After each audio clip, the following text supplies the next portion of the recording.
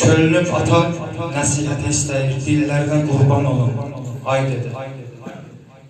Uşaq ola, səhvim üstə dövəsən, əllərinə qurban olun, ay dedi.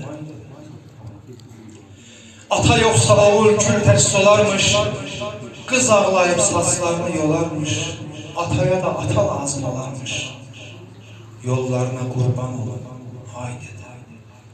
Şeirin şahbiti burazıda, ataya da ata lazım olarmış, yollarına qurban olmay dedi.